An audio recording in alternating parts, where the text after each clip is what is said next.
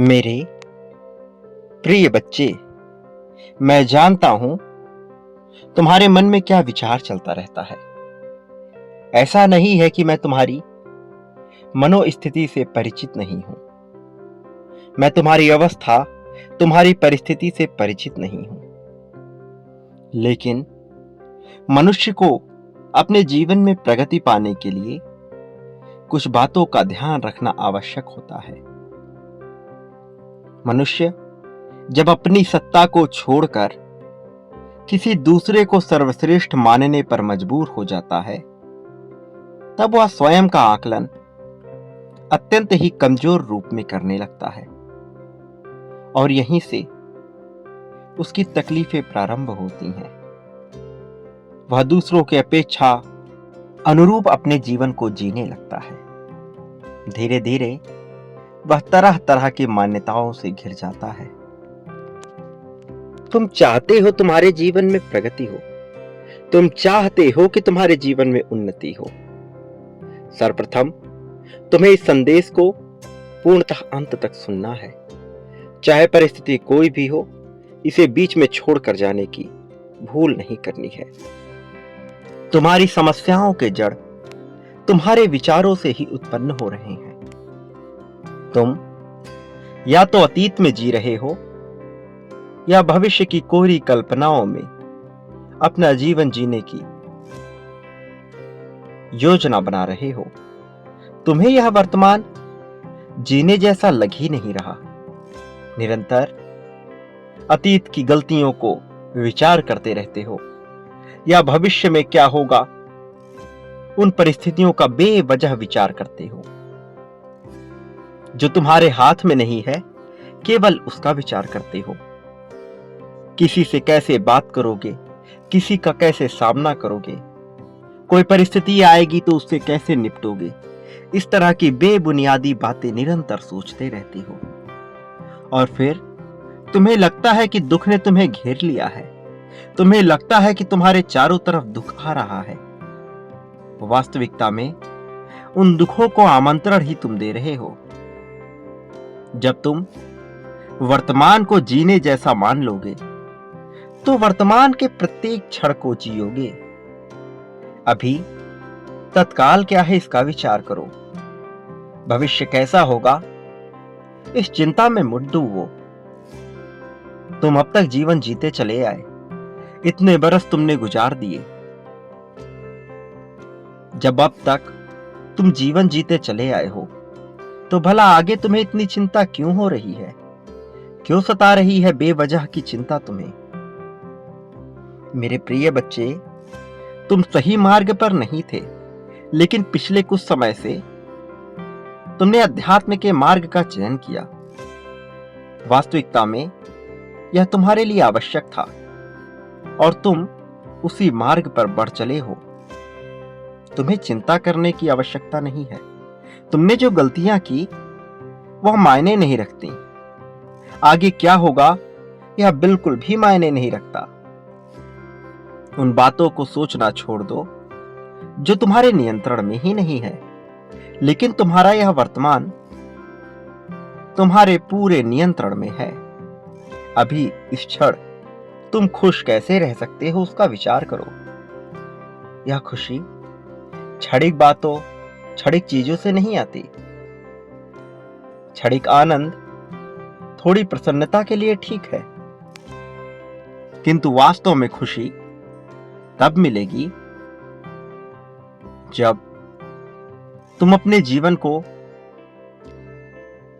निश्चित अनिवार्यता के साथ जियोगे। जिन बातों से तुम्हारा कोई लेना देना नहीं, तुम उन पे बेवजह अपना समय जाया कर रहे हो।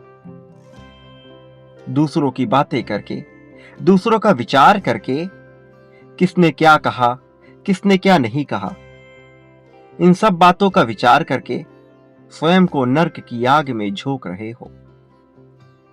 मेरे प्रिय बच्चे, तुम्हें बेवजह की बातों पर अपना दिमाग नहीं लगाना है। सही और गलत के फेर में नहीं पड़ना है। यदि तुम सही और गलत के फेर में पड़ोगे तो मान्यताओं और धारणाओं के जाल में फंसते चले जाओगे। प्रिय बच्चे, इस संसार में सब कुछ इसी नियति द्वारा ही रचित है और नियति कुछ भी सही या गलत के आधार पर तय नहीं करती। मेरे प्रिय बच्चे, तुमसे कभी भी यह प्रश्न नहीं होगा कि तुमने क्या पाप कर्म किए और क्या पुण्य कर्म किए।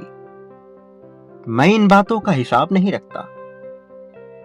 नियति कभी भी इसका हिसाब नहीं रखती कि अतीत में तुमसे क्या भूल हुई और भविष्य में तुम क्या बेहतर करोगे। मेरे प्रिय बच्चे, तुम्हें इसका हिसाब नहीं रखना है। यह जीवन जो अब तक तुमने गवा दिया, उसका विचार ना करो, किंतु अब जो तुम्हारे पास जीवन बचा है, चाहे वह एक क्षण का हो, एक वर्ष का हो या कई वर्षों का हो, उसे पूरी स्वतंत्रता, पूरी ईमानदारी के साथ जियो। बिना किसी को खुश किए, बिना किसी और का विचार किए वह करो जो तुम्हारे आनंद के लिए हो। नियति तुमसे कभी ये नहीं पूछेगी कि तुमने अतीत में कौन सी गलतियां की। यह भी नहीं पूछेगी कि भविष्य में तुम क्या सोचते हो। नियति तो केवल एक बात जानती है, तुम्हें इस जीवन को उपभोग करने का अवसर मिला है। क्या तुमने पूरे आनंद के साथ उसका उपभोग किया? क्या बिना पछतावे के उसका उपभोग किया? यदि नियति द्वारा प्रदत्त इस जीवन का तुमने पूर्ण उपभोग, पूरी स्वतंत्रता, पूरी ईमानदारी के साथ नहीं किया, तो सब कुछ व्यर्थ सा लगने लगेगा। नैतिकता के बनाए हुए सारे मानक बेमाने लगने लगेंगे। जो पैमाने समाज ने तय किए हैं, तुम उसके आधार पर अपना जीवन जीना चाहते हो। यह तो अपने साथ किया गया सबसे बड़ा छल है। मेरे प्रिय बच्चे, अपने जीवन को ईमानदारी के साथ अपने अनुभव के आधार पर जीना प्रारंभ करो। मनुष्य जीवन में विभिन्न प्रकार की मान्यताएं प्रचलित है। कोई किसी दिन बाल नहीं कटवाता, कोई किसी दिन स्वयं को स्वच्छ नहीं रखता, कोई किसी दिन कोई कार्य निश्चित तौर पर नहीं करता, तो कोई कुछ कार्य करने के लिए एकदम शुभ मुहूर्त का ही प्रतीक्षा करता रहता है। ये सारी मान्यताएं मनुष्य के विचारों से ही उत्पन्न होती हैं। प्रकृति इस हिसाब से कार्य नहीं करती। दिन, समय, काल, परिस्थिति, यह सब कुछ अपने आप ही घटित होता है। इस पर तुम्हारा वश नहीं है, इसलिए इसका विचार करना पूरी तरह से बेमाना है। क्या सही है, क्या गलत है, क्या खाना है, क्या नहीं खाना है, क्या करना है, क्या नहीं करना है, यह सारी बातें निरर्थक है, व्यर्थ है। इनका तुम्हारे लिए कोई मूल्य नहीं है, इसलिए इसमें अपना समय गंवाने से तुम्हें कोई लाभ ना होगा। अपने शरीर को, अपने प्रकृति को, अपने जीवन को समझो। तुम्हारे लिए क्या आवश्यक है, वह क्या है जो तुम्हारे लिए बेहतर है। फिर वह चाहे किसी भी दिन, किसी भी मुहूर्त पे क्यों ना घटित हो रहा हो, जो तुम्हारे लिए सही है, तुम्हें केवल वह करना है। तुम्हें अपने संसार को समझना है। इस ब्रह्मांड में प्रत्येक मनुष्य का अपना संसार होता है। आज तुम जिस देश काल परिस्थिति में बैठे हो, उससे विपरीत किसी अन्य देश में किसी छोटी सी जगह पर कोई घटना घटित हुई, तुम वह समाचार सुनकर यदि द्रवित हो उठते हो, इससे भला तुम्हें क्या लाभ। इस संसार में सब कुछ घटित हो रहा है, हिंसा, अहिंसा, सब कुछ। किंतु तुम्हें यदि अभी अपने जीवन को बेहतर करना है, तो वह करो जो तुम्हारे जीवन को, तुम्हारे अपने संसार को बेहतर बना सके। और बदले में प्रकृति को यदि कुछ देना चाहते हो तो उसके लिए प्रकृति का संरक्षण करो। तुम पहरेदार के रूप में हो, स्वयं को ही चोर के रूप में घोषित ना कर लो, स्वयं को ही सिपाही के रूप में घोषित ना कर लो। तुम केवल और केवल इसका उपभोग करने वाले सामान्य जीव की भांति जियो। ऐसा जीव जो प्रकृति से उतना ही लेता है जितनी उसकी आवश्यकता है। आवश्यकता से अधिक सामान एकत्रित करने वाला मनुष्य सदैव चिंतित ही रहता है। इस संसार में बहुत से मनुष्य ऐसे हैं जो किसी निश्चित सामान को, किसी निश्चित वस्तु को कई वर्षों तक सजो कर रखते हैं, जबकि वह उनका ना तो उपयोग करते हैं ना ही उपभोग करते हैं।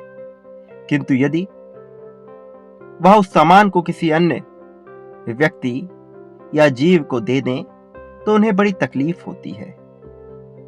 ऐसा अहंकारी मनुष्य भला सुख की कामना कैसे कर सकता है?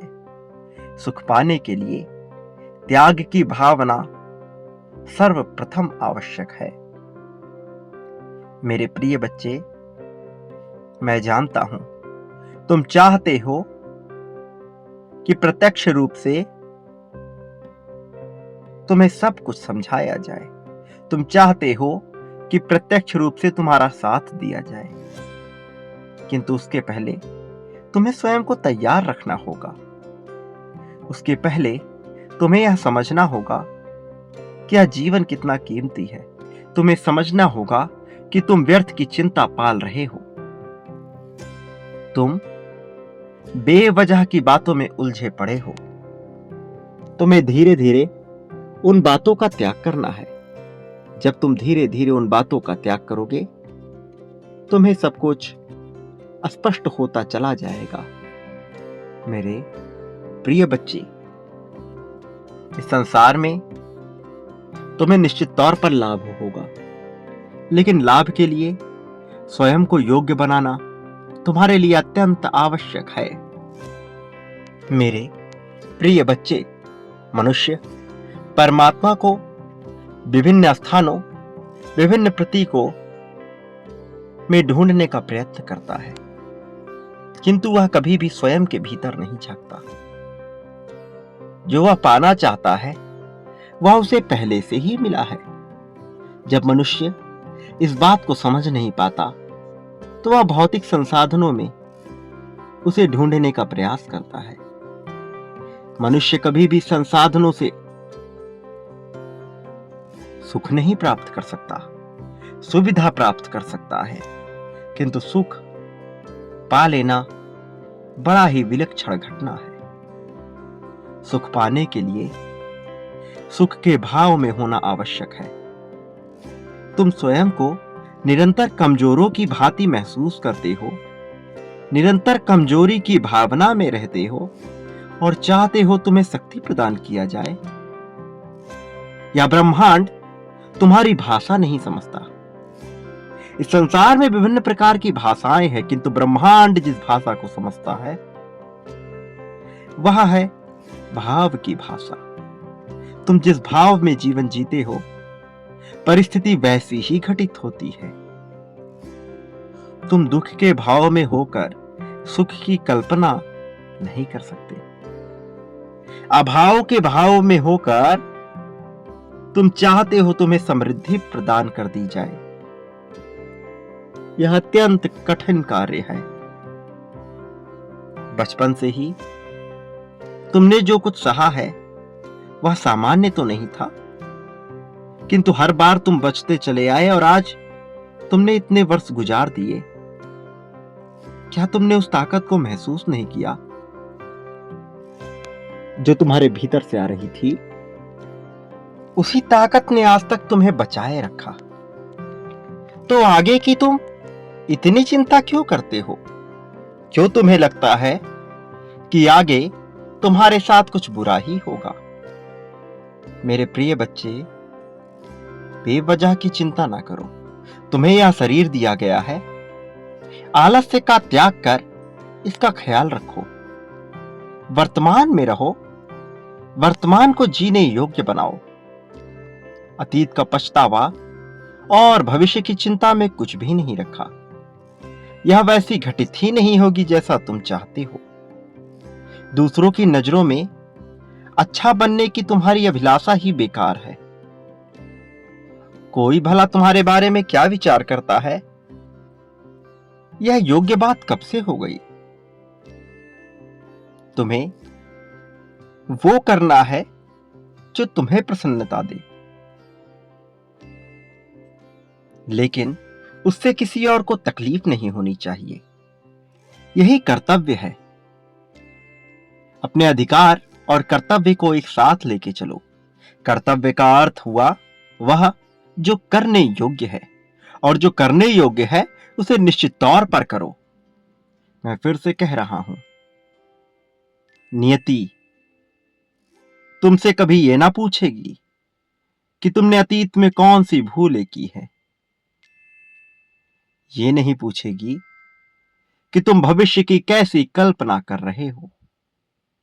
नियति केवल एक बात का हिसाब रखती है, तुम्हें वर्तमान जीने के लिए दिया गया, तुम्हें यह जीवन जीने के लिए दिया गया, प्रसन्नता के साथ सुखपूर्वक इसका उपभोग करने के लिए दिया गया। क्या तुमने ऐसा किया, या व्यर्थ की ईर्ष्या जलन में फंसे रहे? कौन तुम्हारे बारे में क्या कहता है, कौन कैसा सोच रहा है, क्या तुम इन्हीं बातों में उलझे रह गए? यदि तुमने ऐसा किया तो इसका सीधा सा अर्थ यह हुआ कि तुमने तुम्हारे जीवन का नियंत्रण किसी और के हाथों में दे दिया। किसी और के कुछ बोलने से तुम खुश हो गए, किसी और के कुछ बोलने से तुम दुखी हो गए, किसी और के द्वारा सम्मान दिए जाने से तुम में प्रसन्नता की लहर दौड़ी, और किसी और के द्वारा अपमान किए जाने से तुम आंसुओं के घूंट पी गए। यह बातें पूरी तरह से बेमानी है। मेरे प्रिय बच्चे, स्वतंत्रता के साथ जियो। बेवजह की मान्यताओं पे यकीन ना करो। ऐसा नहीं है कि जो तुमसे पहले इस जीवन में आए थे उन्होंने जो नियम बना दिए वह सर्वदा सर्वमान्य था। यदि ऐसा होता और उनके द्वारा कोई भूल नहीं हुई होती तो आज भी वह इस संसार में मौजूद होते। तुम जिन युगों की बात करते हो, जिसकी दुहाई देते हो, जिन युगों से तुलनाएं करते हो, तुम्हें लगता है आज का यह जीवन उससे बेकार है, उससे खराब है, उससे अच्छी स्थिति में नहीं है। इन भूलों में मत पड़ो। यदि ऐसा होता तो वो युग कभी समाप्त ही ना हुए होते। आज का ही युग सबसे बेहतर है। अतीत में बीता हुआ सारा समय काल एक स्वप्न से ज्यादा कुछ भी नहीं। भविष्य में आने वाला युग कालखंड एक कल्पना से ज्यादा कुछ नहीं। यदि सत्यता है तो इसी वर्तमान में है, जहां तुम अभी हो, जिस क्षण में हो।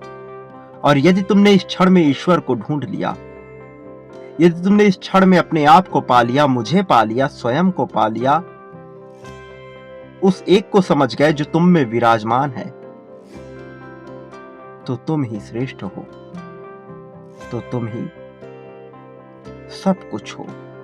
मेरी बात तुम्हें बेहद ही ध्यान पूर्वक सुननी और समझनी होगी। मेरे प्रिय बच्चे, मैं जानता हूं कि तुम्हारे जीवन में तुम्हें धन की आवश्यकता है, लेकिन धन तुम्हें संतोष नहीं दे सकता। पहले स्वयं के स्वभाव में परिवर्तन करने का विचार करो, स्वयं में बदलाव करो, निडरता को अपनाओ। जब तक तुम में भय विराजमान है, तुम में ईश्वरीय गुण नहीं आ सकता, तुम में दैवीय गुण नहीं आ सकता। इस भय का त्याग कर दो, रोशनी की तलाश में निकलो। मेरे प्रिय बच्चे, जो मैं तुमसे कह रहा हूं उस पर पूरा ध्यान लगाओ। ये समझने का प्रयास करो कि तुम्हारा जीवन किस दिशा की तरफ बढ़ रहा है। तुमने जहां जहां सर्वोच्च सत्ता को ढूंढने का प्रयास किया, तुम्हें उसका लाभ नहीं मिला। एक बार स्वयं के भीतर उतरने का प्रयास करो। स्वयं के भीतर उतरने का अर्थ यह नहीं है कि तुम किसी एकांत जगह पर बैठकर केवल ध्यान लगाओ।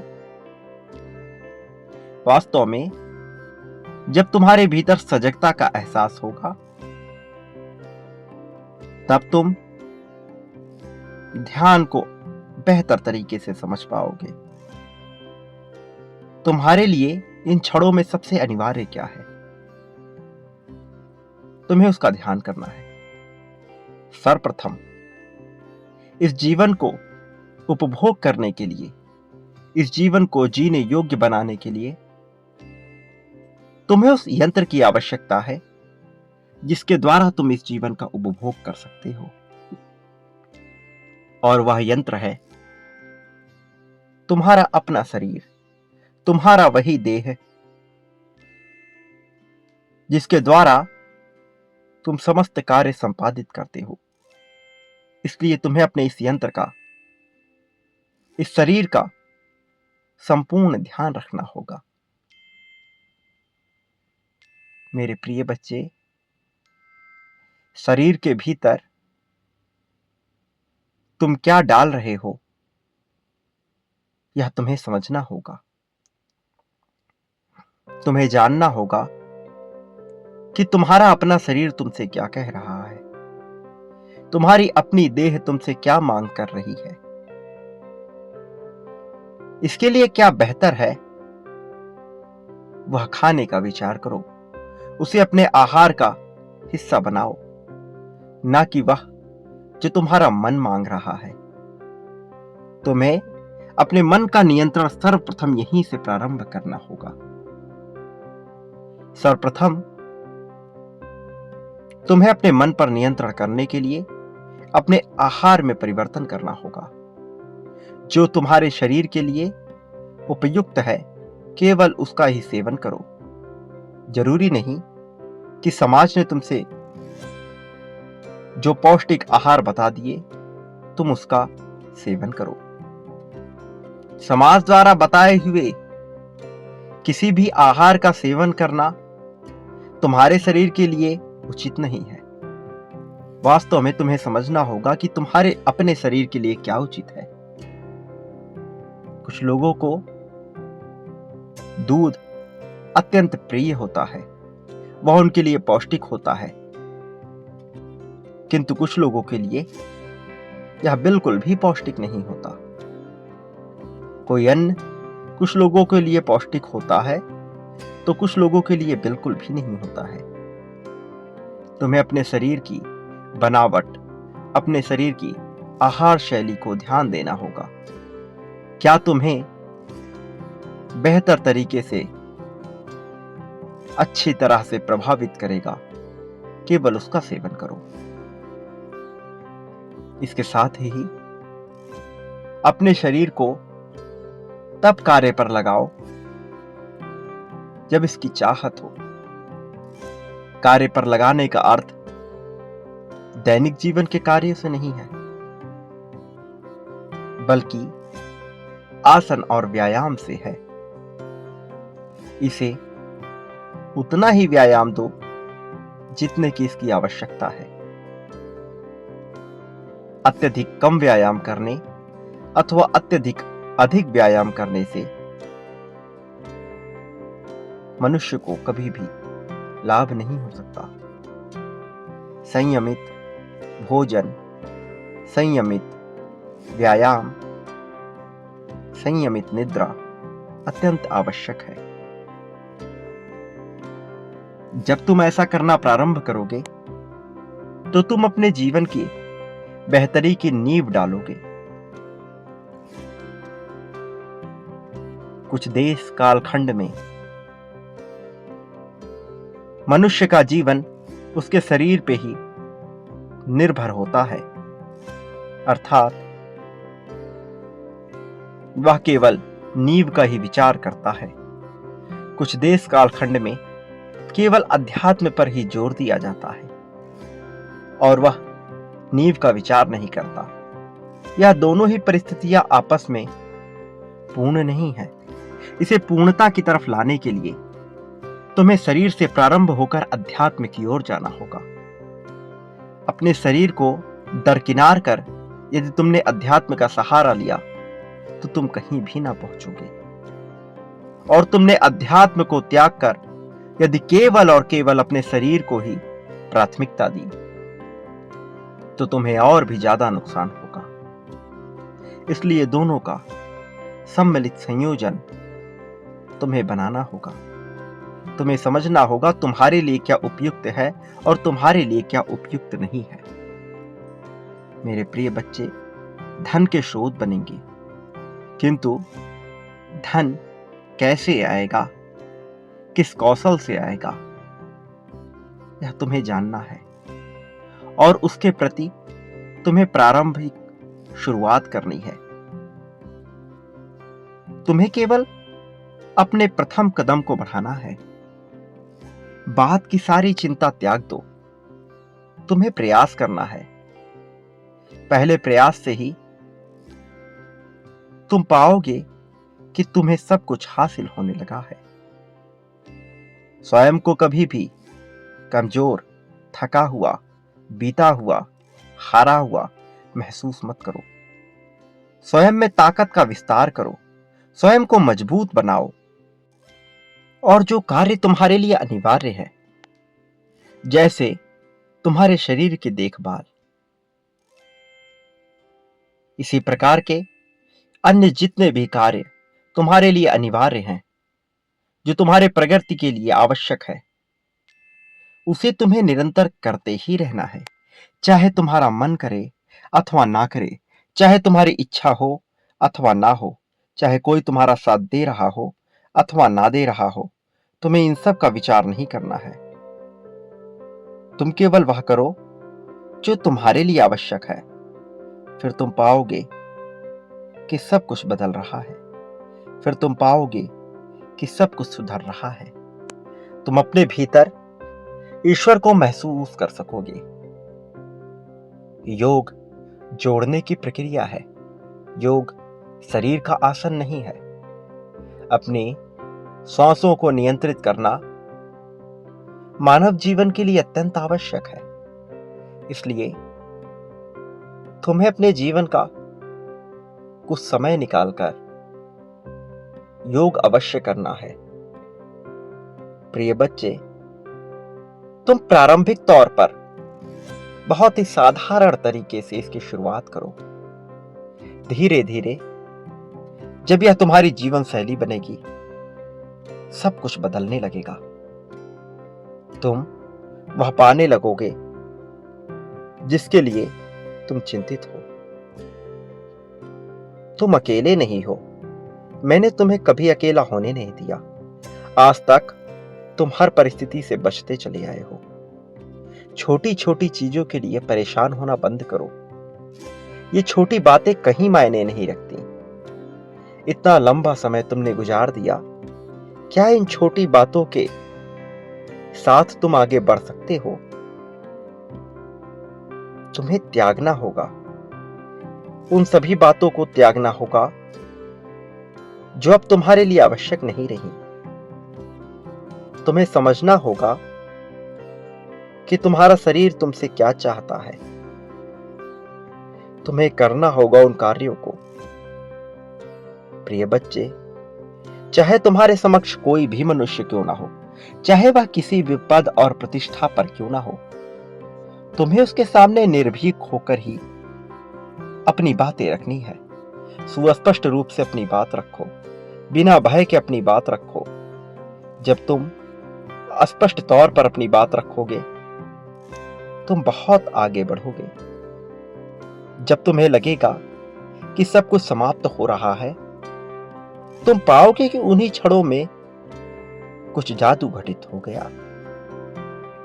तुम्हारे साथ सारी घटनाएं होंगी।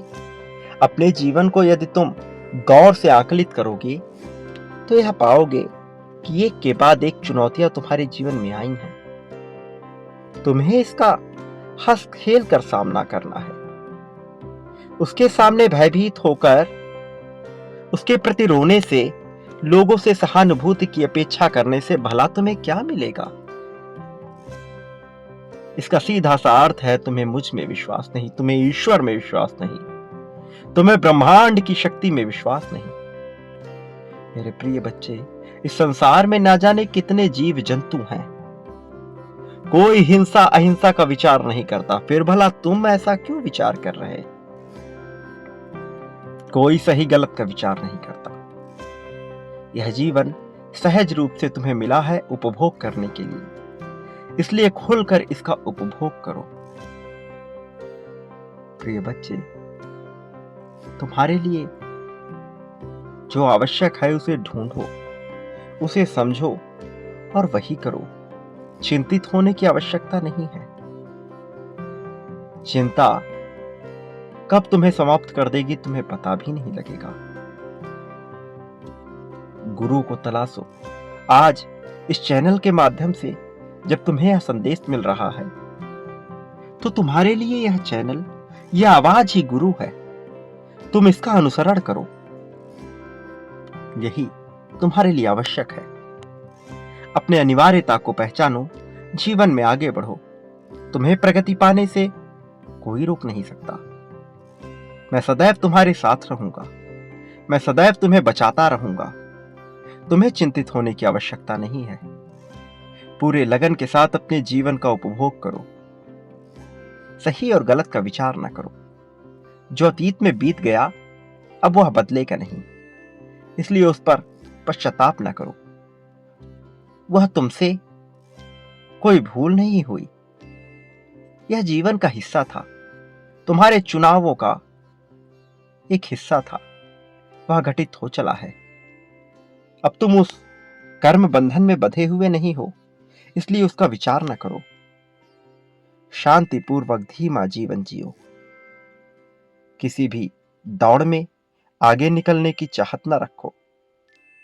इस संसार में हारता वही है जो जीतने की कामना रखता है। मेरे प्रिय बच्चे, जिसे जीत चाहिए ही नहीं वह कभी हारता ही नहीं, और अंततः वह जीत जाता है जो जीत की कामना नहीं करता, केवल जीत के प्रति अपने कार्य को करता है, अपने कर्तव्य को करता है। मैं फिर से कह रहा हूं, कर्तव्य वह जो करने योग्य है और तुम्हें वही करना है। तुम्हारा जीवन निश्चित तौर पर बदलेगा। मैं अवश्य आऊंगा तुम्हारा मार्गदर्शन करने। तुम अपने आप को अकेला न समझना। मैं विभिन्न माध्यमों से तुमसे जुड़ूंगा, इसलिए अपने आप को अकेला न समझना। तुमने मुझसे विनती की है, तुमने प्रार्थना की है, तुम्हारी प्रार्थना निश्चित तौर पर कबूल हुई है, स्वीकार कर ली गई है। जल्द ही तुम्हारे समक्ष तुम्हारा गुरु होगा। जल्द ही तुम्हारे समक्ष तुम्हारे जीवन का संपूर्ण हल होगा।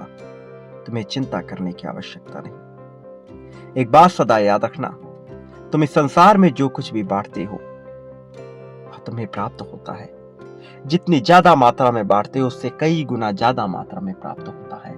प्रेम, धन, सुख, समृद्धि, सौहार्द, दुख, सुख, द्वेष, ईर्ष्या, जलन, क्रोध, अपनापन, मित्रता, जो बांटते हो वह कई गुना ज्यादा मात्रा में तुम्हें प्राप्त होता है। चयन तुम्हें करना है, तुम्हें क्या बांटना है। प्रिय बच्चे, तुम इस संसार में कभी अकेले नहीं थे। मैं सदैव तुम्हारे साथ था, मैं सदैव तुम्हारे साथ हूं, मैं सदैव तुम्हारे साथ रहूंगा। मेरा आशीर्वाद हमेशा तुम्हारे साथ रहेगा। मेरे आने वाले संदेशों की प्रतीक्षा करना। मैं अवश्य आऊंगा तुम्हारा मार्गदर्शन करने, तुम्हें जीत की राह पर ले जाने के लिए, तुम्हें भव्य जीत दिलाने के लिए। वो समय आ रहा है। मेरे प्रिय, सदा सुखी रहो। तुम्हारा इस जगत में कल्याण होगा। वास्तव में तुम्हारी प्रगति होगी।